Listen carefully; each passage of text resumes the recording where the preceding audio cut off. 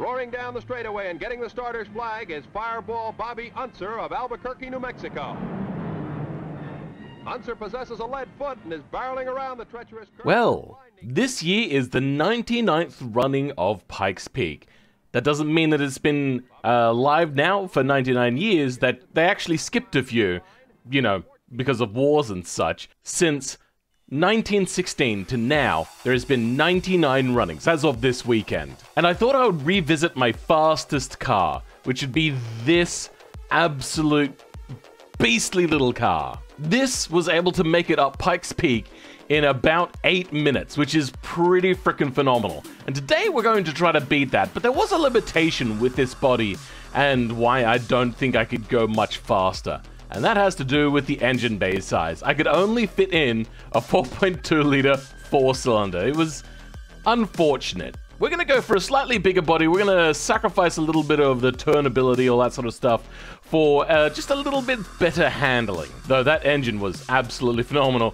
But we did just throw caution to the wind with all of our internals. We're going to go a little bit more crazy. We're going to start off clearly by switching this to 2020. We are not going to go with some paltry 2019. We could try one of the hardest bodies ever to work with. One of these Ferrari LaFerrari type bodies. And, oh my god, these are incredibly hard to work with, but we're going to do it because they look like they have large overhangs, which allows us to get the aerodynamics out there as far as possible. Well, I suppose we'll see what the engine bay size is like. So we're going to go carbon fiber, monocoque and carbon fiber to keep this as light as possible, mid-longitudinal, double wishbone, wait, no, hold on, push rod and push rod, obviously. Except if that makes the engine bay smaller. We're going to go with a box of 6 for now. It's going to be made out of magnesium to keep that keep that weight as light as possible. And we can go with a 3.6 liter, when we should be able to rev this one quite high. We're going to go to quad cam, 5 valves, aluminium, billet steel, lightweight titanium, lightweight forge. And we're going to start cranking up the quality sliders. Biggest cam profile, variable valve timing, high quality, compression ratio can be whatever it wants to be, turbo, ball bearing, race, and up that quality. Injection, direct injection, per cylinder, race, and ultra quality, and up that again. No cats, no mufflers, and high quality. All right, time to do a little bit of tuning. 10.6 fuel mixture is not running too rich, is it? Oh my god. If we don't care about engine stress, we can take this engine all the way up. So we now have a nearly a 4.5 liter. This thing is very big, though we are throwing caution to the wind here with our internals. And now we can run a higher fuel mixture too. 10.4 to 1 fuel mixture ratio. Jesus. I just want to hit 1,000 kilowatts. Is that too much to ask? Oh, one tick and we are basically oh, yes. Well, 1,076. That'll have to do. Now, our engine cover. We're going to go with our regular racing yellow engine. Oh, I love it so much every single time I see this. Everything else can be exactly whatever they want it to be. Blah, blah, blah, whatever. Let's give it a listen.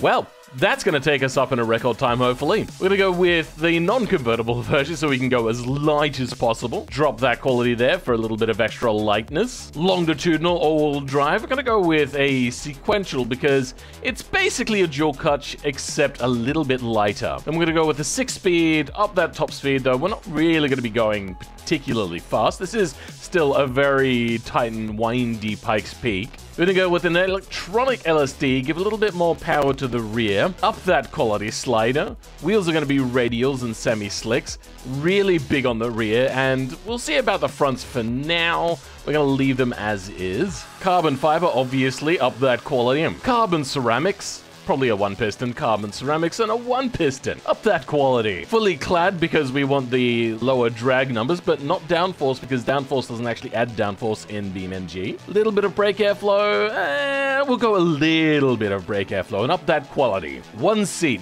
basic none, up that quality. No power steering, ABS. No, actually, we're not going to up that quality. You don't want to have too high of a quality because that can really mess things up. No safety, down that quality. Then we'll probably go with a progressive spring to help keep this thing off the ground. It'll be a gas monotube and a passive sway bar, and we'll select probably something like a sport to start with. And we're not going to drop it too low. We want this car to still be having a decent ground. Oh god, that is way too tall. Okay, yep, we're dumping it to the ground. That is a very tall body. What on earth? Well, I mean, I suppose we could make the wheels a bit smaller, but then it doesn't get any lower.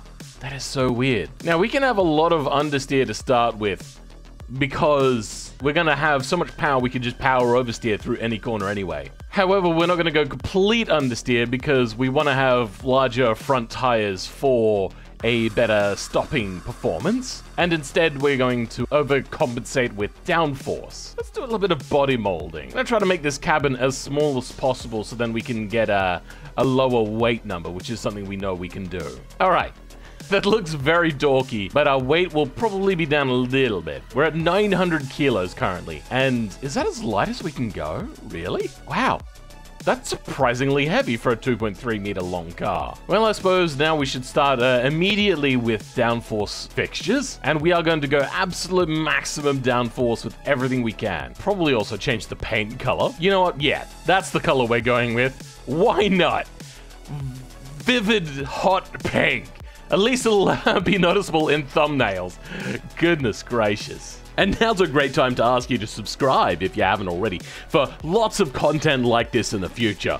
Now, because this is clearly not going to be enough downforce, we're going to start adding on some just simple wings that'll be nice and invisible. Because, yeah, you can't really generate the sort of IRL downforce you can with automation wings. What sort of graphs are we getting now for aerodynamics? Lots of oversteer still. Oh, goodness gracious. Oh, I suppose we can only really test this later on. Ooh, we still have to tune our brakes a fair chunk here. Good golly. All right, let's up those rear brakes, so then hopefully they'll be in the same vicinity. That's not enough. All right, let's change the brake bias then. That should do it. I think we're now just onto the the designing stage. What are our downforce numbers?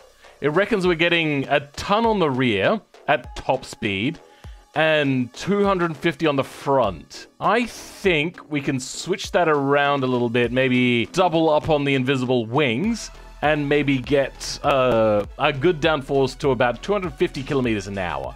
And maybe even hamper that top speed, which we don't really need. Well, that's the strangest graph I've ever seen here. It just weirdly understeers the entire... sure, why not?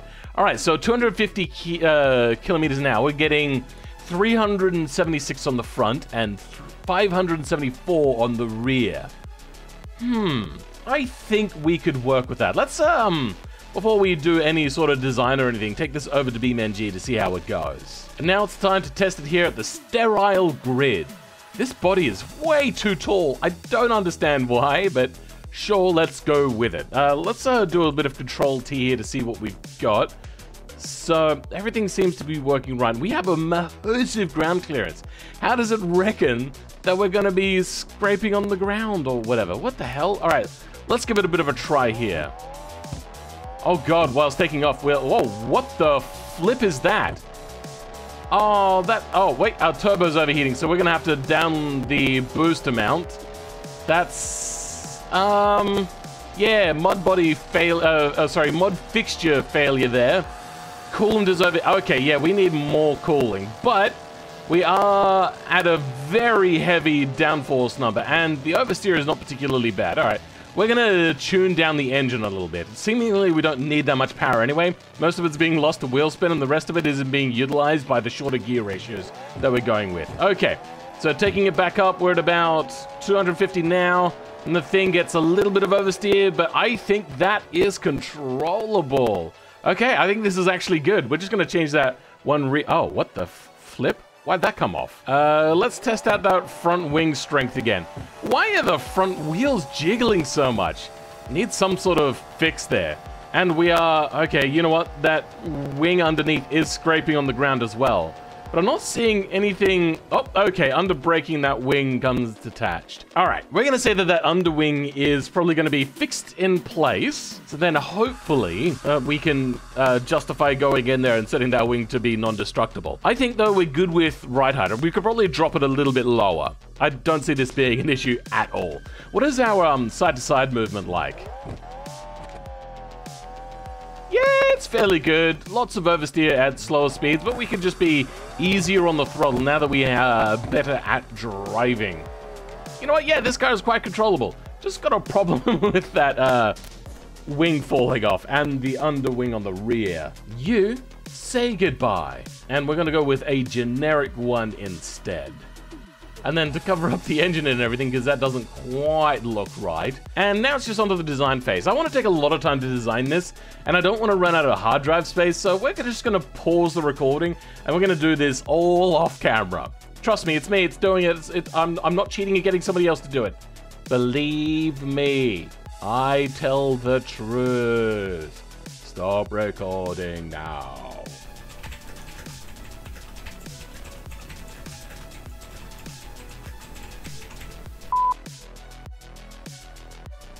And after a bunch of tweaking, going around back and forth, umming and ahhing, trying to figure out what it takes to make this car body look good, I finally settled on this, which is, by definition, near enough is good enough.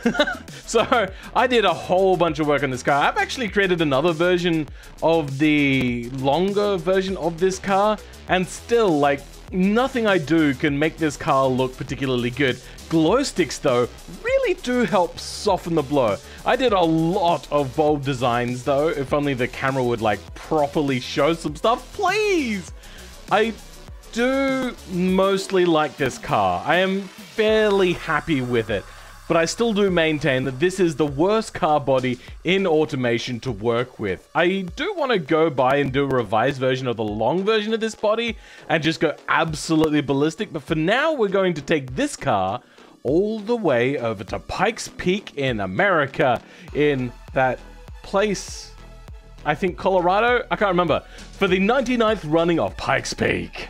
Let's see how much downforce this thing is creating. I forgot to turn cooling up. Oh, bugger. Well, at least now we'll be able to get the downforce calculated.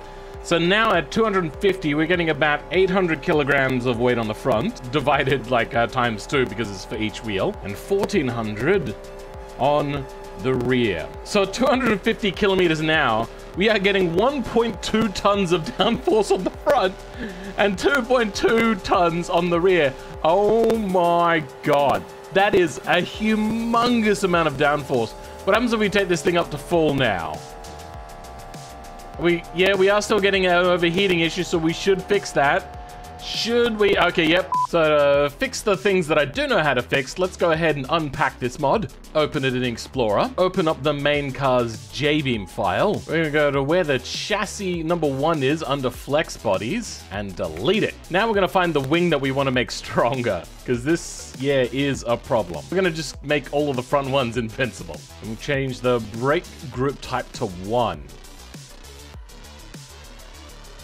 Now I remember. Oh god, okay. That's not entirely what I was expecting. But, okay. The front wings have stayed attached. Oh dear god. Oh no. Okay, here we go. Finally on Pikes Peak, and we're about to see how this car handles. And it's quite a lot of jankiness. Oh my god, this thing is scary and skittish. But I think I can get this under control. Oh. We get a lot of lift on the front end. Maybe if I just push a little bit harder. Okay, and braking down into the first hairpin. Into first gear, is that a good idea or a bad idea? Not sure. Hopefully this car will do better than all of the downforce car. God, oh. Okay, this car is very skittish. Makes me want to go back and switch this to a 50-50 power distribution. God damn. All right, let's try this again. And into second gear. Okay, still more wheel spin. Okay, let's retry that again. We really do lurch quite a lot with our, putting power down. The front raises so much. Okay, and we don't need to turn a whole lot and start braking from back there. Good, that was probably a little bit, further than what we needed to brake at, but that's fine. Bringing it around here, and this time we're not going to crash. We're going to go through at 185, which is still pretty darn fast. We're not slow yet. Oh god, okay. I braked way too late there, but yet the car was still able to save me, so we're good. Oh! Flat power. Okay, and brake, and I've binned it. Ah! This is going to take a while. Ah! God damn it. No. Alright, you know what? I think this car could do with less front downforce. Now, it could be a body length issue, but yeah, we're just gonna knock off 10% of the front downforce and hopefully, you know what, let's drop off, like, there we go. That looks like a good drop off of downforce. Hopefully now this thing will be controllable in a straight line. Like, the thing is searching for traction when heading in a straight line. It's that bad. Alright, guys, let's try this again, shall we? Get into camera view, and away we go. Okay, already it feels exactly the same, except I am now not getting traction on the front. All right, let's keep trying this until we bleed from the gums. We're gonna go up, second gear, third gear, fourth gear. Okay, why am I oversteering so much now? I reduced the front grip, did I not? Yes, I did. I'm very sure I reduced the front grip. What is happening? All right, let's try to get to the first corner again. Full sweat mode. What? Why am I oversteering so much? What is happening? Yes, it is the front wing that I reduced. Why? All right, I have another idea. We're gonna close out of that. We're gonna open up this. We're gonna go into the engine, and we are going to change the power distribution back to be a little bit more towards the front. We got 0.4 to the front. Let's change that to 0.6, and we should be good. Okay, we're gonna do this the good old proper way now. We got 60% to the front, so we're basically driving mostly a front-wheel drive car here, and it is instantly already a lot more controllable, and I can actually get it turned around in corners now, except we've still got a problem with squirmish oversteer. Come on. All right, full sweat mode, full silence. How is it oversteering more with less oh, god damn. All right, I might have to go in and reduce the front tire width as well. This is bonkers.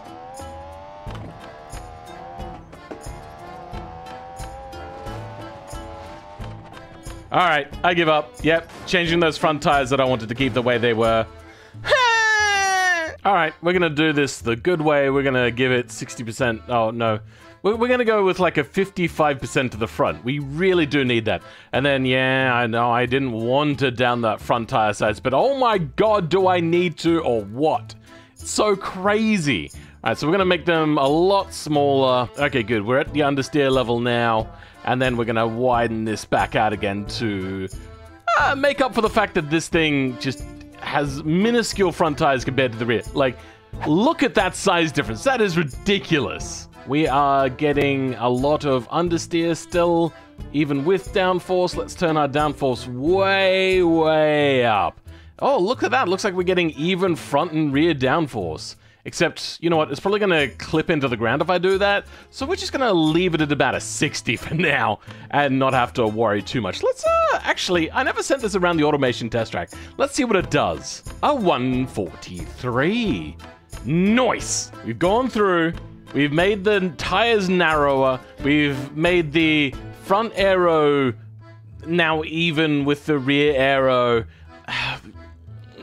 There's not much more to do. We've got a more front bias power distribution. Let's just hope to God that this is now goddamn working. Okay. Oh god. Okay, we've still got oversteer, and I pressed the wrong pedal on the box. I pressed the clutch instead of the brake, but that's fine. We're gonna try it out. I get the feeling that this body might just be balked. Oh, okay. I'm bringing it up around here, around the first corner. We're just gonna ease on the power all the time. We're not going to floor this nearly as much as what I should be.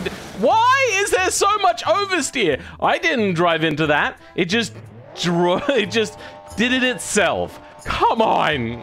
All right, maybe we'll have to reduce the front downforce. God damn it. Please, God, just make this car better. Is it because I needed less downforce than what automation says I need? I'm not entirely sure what the issue is here now. I should be getting mostly understeer, like copious amounts of understeer. Come on, okay, and slow down for here.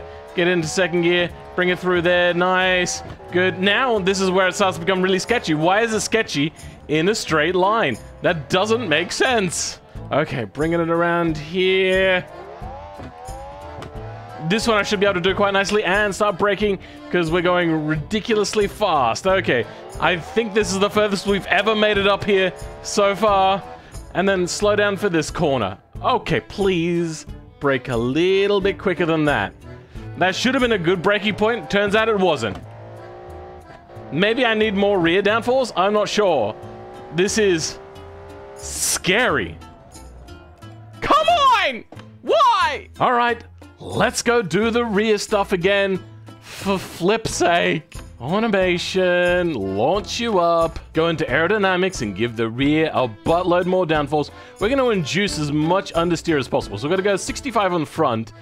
Sorry, on rear, and then the front we're gonna reduce down to 50, and hopefully that'll be good enough. Okay, nope, okay. All right, let's try this one last time. If I can't maintain this car, then I'm going to have to turn off the recording for a little while, go edit this until I can finally figure out what the issue is.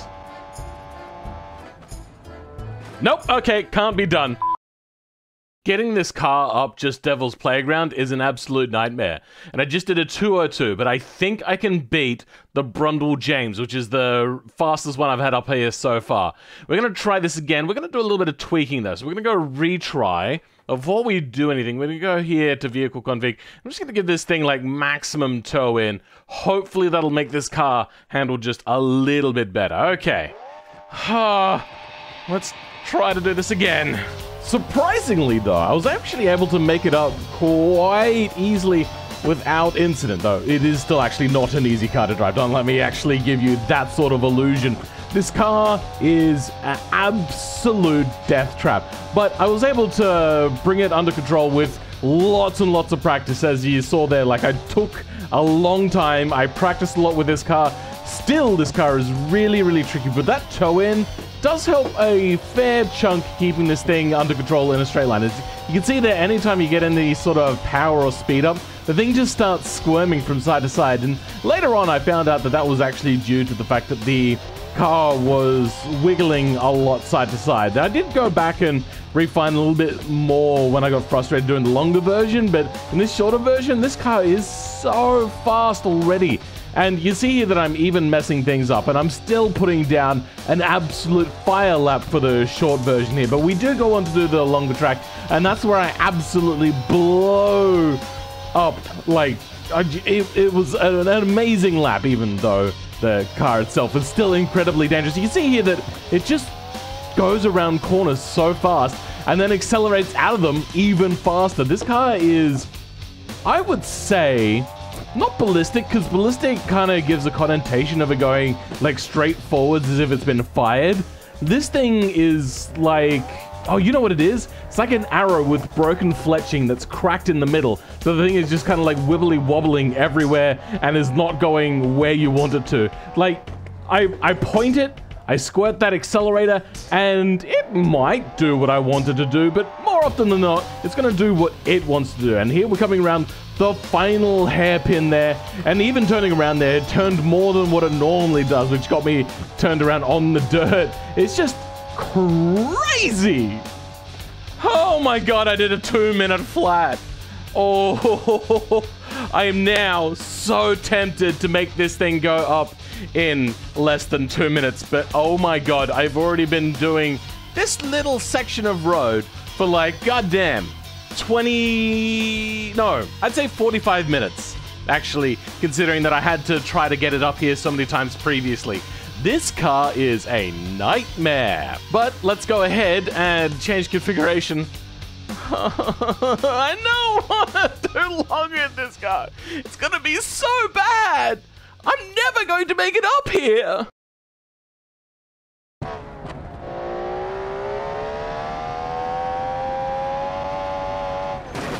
Why? Why was it losing control just then? It was doing so well. Okay, you know what? I have an idea. I'm gonna make my axles a little bit stronger. So one thing I've noticed is that the front wheels jiggle whilst driving around at higher speeds. So if I can strengthen up the axle's joint to the body, I should be able to fix this. But you have to give me time. So eventually, after huge amounts of times of me practicing going back and forth, tweaking things, as you can see here, the suspension is quite a lot stiffer than what it was before. That does induce a little bit of oversteer in the corners, but in the other point in time, this car is actually a lot more controllable. I went and tried to stiffen up those front wheels. I don't know how to stop them from wobbling quite so much, but really the big thing that helped quite really the most overall, I would say, is actually the roll bar adjustment. I made that incredibly stiffer so then the body wouldn't wallow back and forth, which would change the steering geometry, spearing me off in every which way direction. And you can see here that it is quite tricky, but I am doing a lot better. And there you can see it's swerving back and forth. But I found if I kept the wheels loaded up on one side, so keep the car turning a little bit, then the car would be a lot more controllable. So you'll see that I try to keep the car turning, which will stop the car from then going into a death wobble and crashing. Now, usually a death wobble is induced by bad aero. In here, it's induced by, I suppose it's aero, really pushing that suspension way beyond what it's meant to be. If I was smart, I probably would have gone in and edited the geometry for the suspension to bring it much further inward, so then it has a longer wishbone length, which would then make it be less affected by the downforce pushing down on it. I think that would have been probably the smart thing to do, but as we all know, I'm not the smart thing here. But all said and done, I was able to do it. And I actually put the challenge out to you. There's going to be a link to this car in the description, and I'm going to call this the Wibbly Wobbly Time Attack Challenge. And I will probably do a video. If enough of you post responses on my Discord for videos in response to this, showing you trying to do it and trying to beat my time, I will show them. I'll do a little bit of a review of them and just see how well you guys do with my car. Even if you do terribly, I still want to see you guys posting a link, because I want to see you guys suffer the way in which I suffered. And I'll know whether you cheated by editing those J-beams, because if you're not wibbly wobbling all over the track, then clearly there's some sort of shenanigans going on. But as you can see, coming up here, we're blasting through this track quite fast, and the timer there is really, really low, considering that we're this far into the race. I'm actually really surprised that I was able to do such a good time with such an incredibly dangerous car. And now you're going to see the first cracks in the armor appearing. As you see there, I go a little bit wide there, and that's fine so far. We're wibbly wobbly still back and forth. We're coming up to a hairpin, and watch this. Yeah, the cameraman right in the middle of the track. I had to swerve to evade him. What a silly Billy. But anyway, we're moving on with the lap, and you can see here we're struggling a little bit back and forth with understeer and oversteer. The car does have annoying amounts of understeer, and then it just oversteers in other parts. It is so unpredictable. But hallelujah, we are at kind of the unofficial midway point as we're coming around here, the last hairpin before we finally go on to the Devil's Playground, the part of the track which I know best. Does that mean I do a good job on it though? Well, that's a little bit debatable. It's not the fastest time I've ever put up here, but it's also not particularly horrible. Yeah, we do not stay directly on the line that we want to, but I mean, I don't think anybody's ever going to be on exactly the line that they want to, but you can see we're coming around a lot smoother than previously, though I am having to keep it under control, like nice and smooth on the turns. I even turned the wheel sensitivity for my steering wheel down just a tad to help this thing come back in line, to allow me to smoothen out those turns a little bit, though it is not as bad as what it was. But like the culmination of everything, and you can see here that we're doing a lot better as well. We've got a lot more experience with the car now. We've sent, I think it's a few fulfilling hours now. Like we're way up there. I'm pretty sure that when I recorded this is when computers were invented, and like it took me from the beginning of time to now to get this lap down, done down properly. Like, oh my god. But you can see here, still squirming back and forth all the way up here. It just doesn't let up at any point in time. Also, I should probably also mention, yeah, that I had a snack before I did this particular lap. Like, I went out, I got some food, very salty, which apparently really helps with reflexes and all that sort of stuff. I don't know about the validity of that statement, but here it really did help. It was probably actually just the carbs. Maybe I was running low on blood sugar or something like that. I don't know, but I was able to react to these things so much faster. But even at my fastest, I was still having a few issues here and there. But oh, that was a nice corner. Really well done, me. Hold on, let me just patting myself on the back here because that was a good corner. And finally, we're at the end of the Devil's Playground, and now onto the track parts which I know least. I'm getting a little bit better at it. I have had more experience going through these sections, but I'm still not particularly what anybody would call competent at any sort of driving, really. But I want you to drive it and tell me whether you think that I did a good job at controlling this absolutely ghastly car. But let's not forget the fact that, have a look at that timer up on the top right of the screen. Yeah, this is still a very quick lap, even with the few mistakes that I've had and the troubles that I've had, the fact that I have to go into the dirt so often other than to overcorrect the steering and then get shot off in the other direction.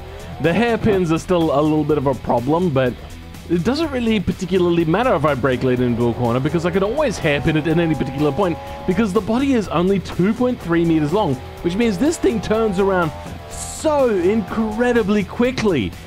Except if you just go too fast into a corner, much like then, and then you spear off into the rocks. Now, that has hurt the car a little bit, but not enough for me to actually have to restart the race. So we're going to nurse it the last little bit of the way there, though not completely. You can see that I'm still able to floor it at 100. My reflexes? Well, my English isn't good, but my reflexes were doing pretty good at this point. Now I'm just thinking about the KFC that I had, and I'm salivating. It's really hard for me to talk right now. Ugh. Oh, that's better. Now I just want more KFC. Why? What is wrong with my brain right now? I am watching a world record lap being laid down here. Now, the world record was, I believe, at 7:58 or something like that. And we're on the last hairpin.